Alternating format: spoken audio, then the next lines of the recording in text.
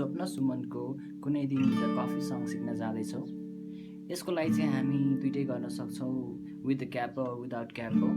So if without capo गर्नुभयो भने चाहिँ यो डी मेजरबाट गर्न सकिन्छ।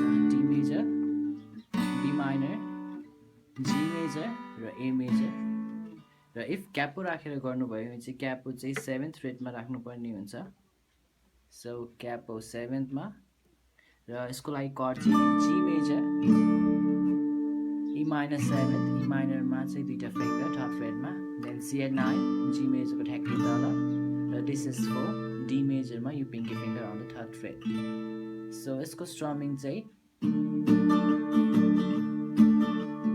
Mute down up. So down down up, down down up, down down up गर्दा पनि हुन्छ, बट फर्स्टको डाउनमा चाहिँ म्युट यस्तो साउन्ड आउनु पर्ने भयो। So mute down up, mute down up, mute down up गर्नुपर्ने हुन्छ। सो जीमा, यसमा चाहिँ जीमा यो इन्डेक्स फिङ्गरले 5th नम्बरको स्ट्रिङमा ह्यामर गर्नुपर्ने हुन्छ दुईचोटि।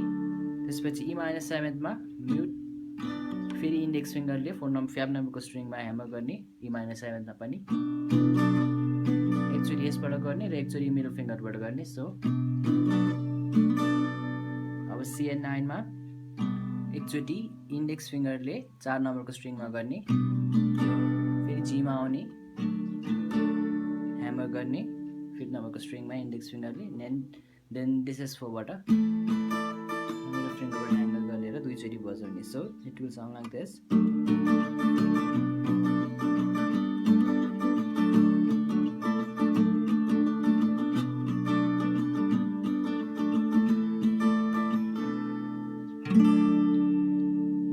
यसको लागि चाहिँ